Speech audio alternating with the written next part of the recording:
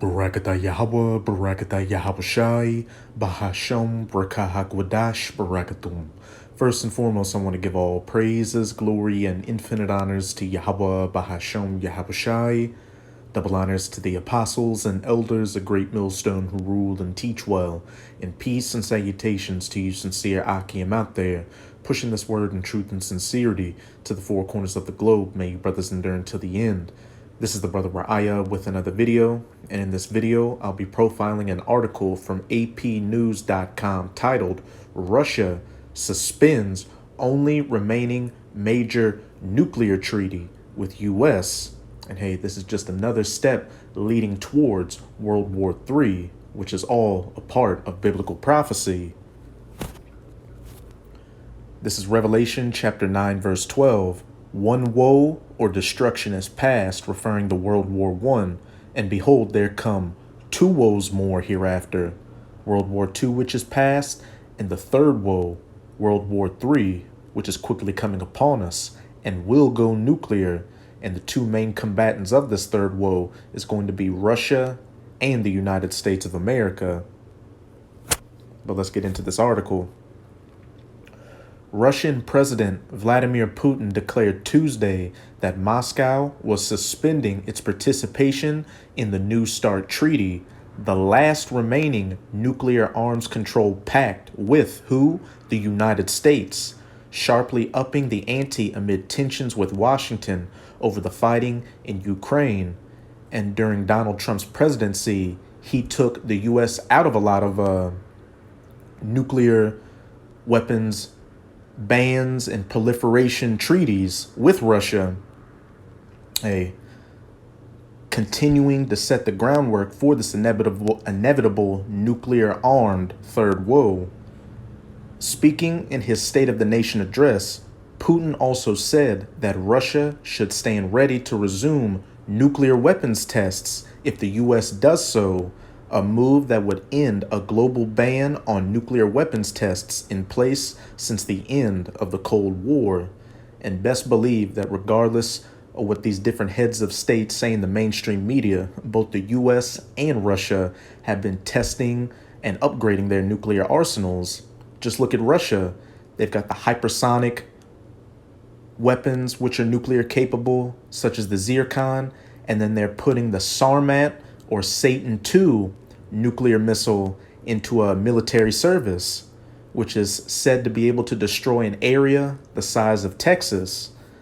Explaining his decision to suspend Russia's obligations under the 2010 New START Treaty, Putin accused the U.S. and its NATO allies of openly declaring the goal of Russia's defeat in Ukraine.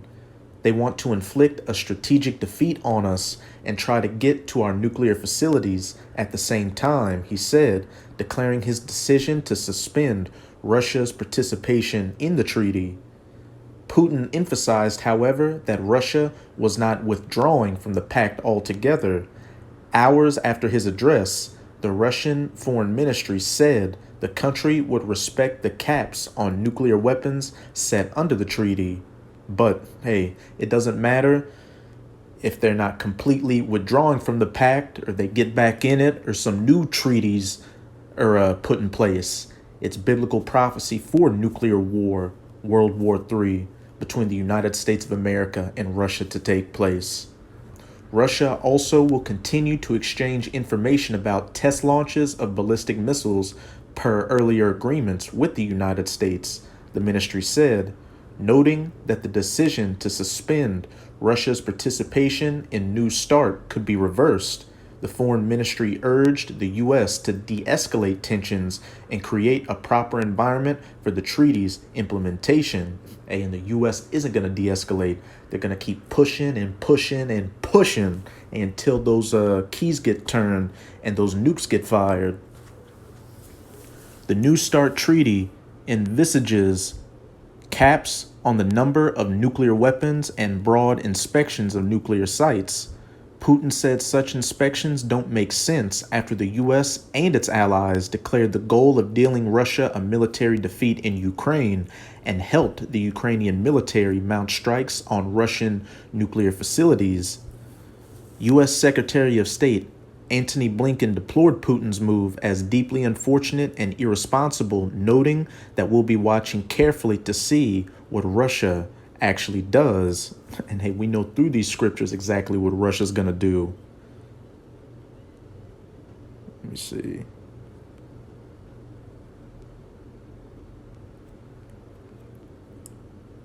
That's pretty much it with this article. You get the point. Now let's get into these precepts.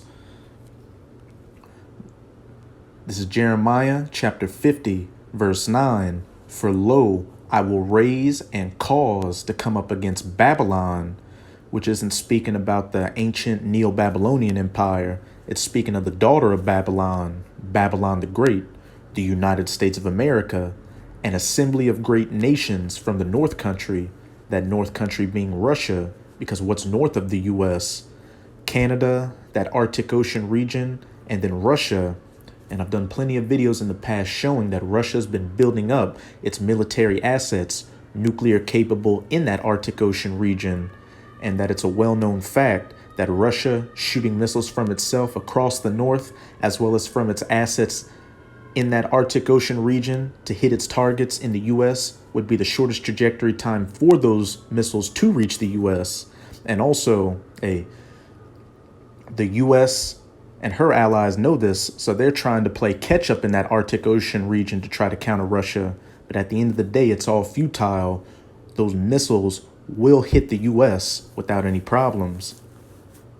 For lo, I will raise and cause to come up against Babylon an assembly of great nations from the North Country, and that assembly of great nations from the North Country, Russia, are not only Russia's allies like China, Iran, North Korea, who's also been doing a lot of nuclear weapons tests, and they have they state, which they do, they have missiles that are capable of reaching the mainland U.S.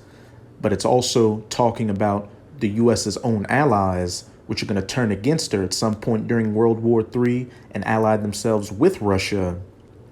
And they're all together going to shoot 200 million nuclear missiles onto the United States of America, turning it into the biblical lake of fire from sea to shining sea, and then a desolate, uninhabitable wasteland afterwards.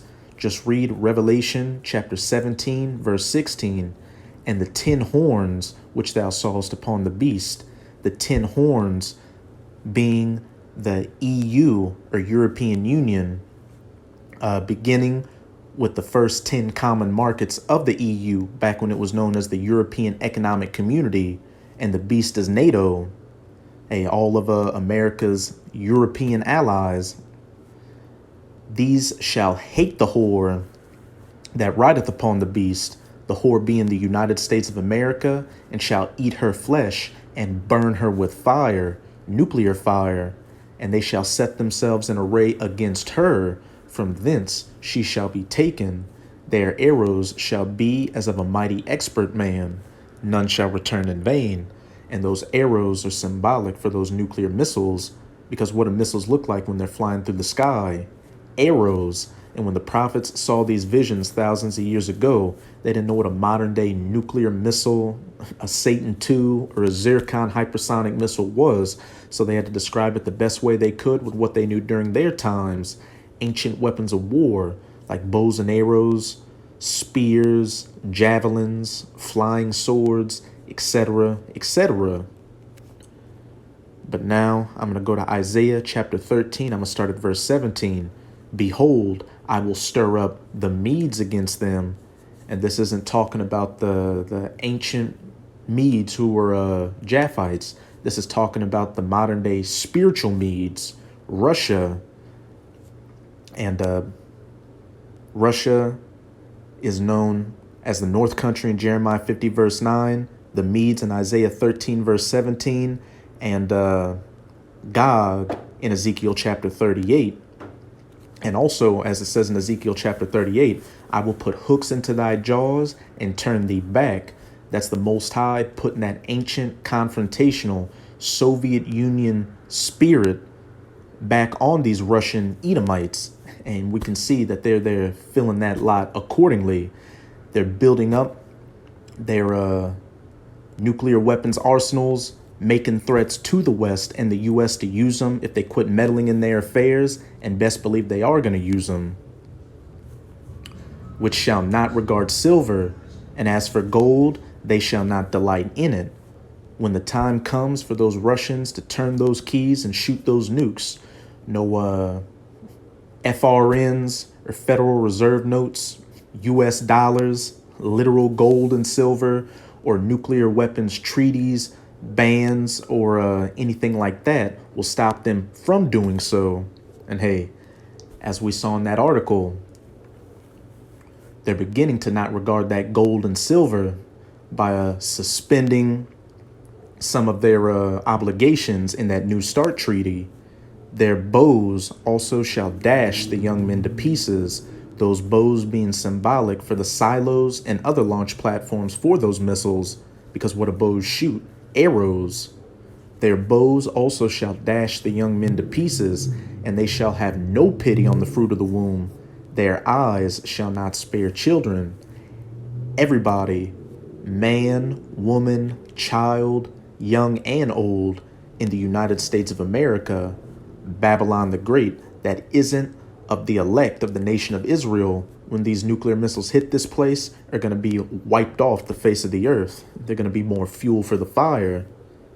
Verse 19, and Babylon, that virgin daughter of Babylon, Babylon the Great, the glory of kingdoms.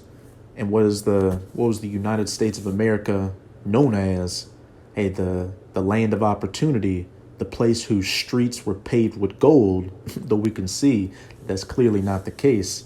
Hey, you might as well label the U.S. now a third world country with just potholes and busted up roads everywhere, and half of the country living paycheck to paycheck, and the majority of Americans not even having $500 in a reserve in case of an emergency.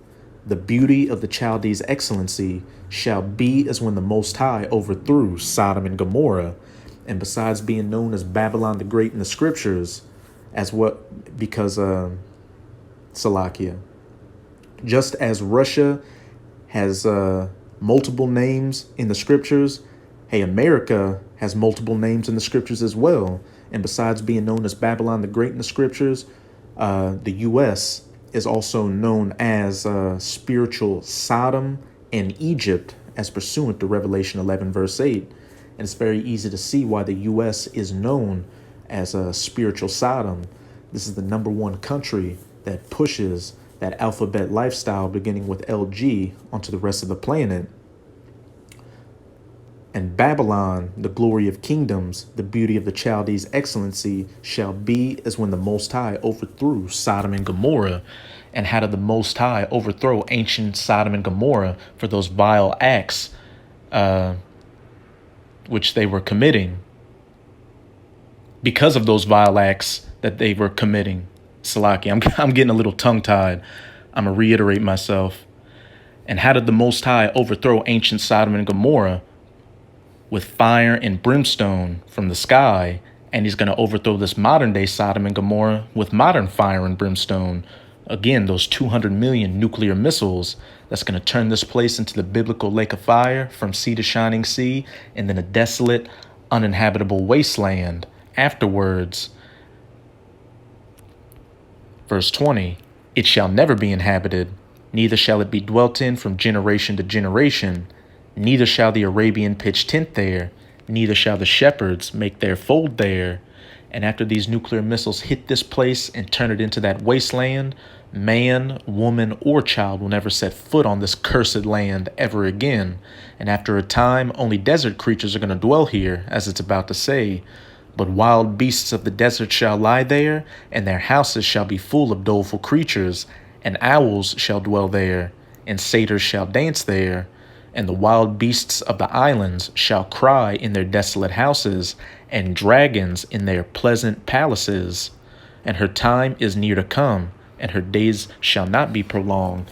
And with all this talk of World War III, nuclear war and destruction in the news, as well as the coming cashless society, the CBDCs, or central bank digital currencies, all built in to the charagma the Markophthebeast in Revelation chapter 13, verses 16 to 18, which is that C-hip implant, we can see that the time of Babylon's destruction is very deep, very near, and her days are no longer being prolonged. And after everything's said and done, the former United States of America is going to stand as an eternal memorial as to what a wicked kingdom looked like, how not to govern the earth, and what the judgment and punishment was for afflicting the apple of the Most High's eye, the children of Israel, who are known as the so-called Negroes, Latinos, and Native Americans today. And we clearly can see that this isn't talking about ancient Babylon, which is in modern-day Iraq, because you still got people dwelling there to this very day.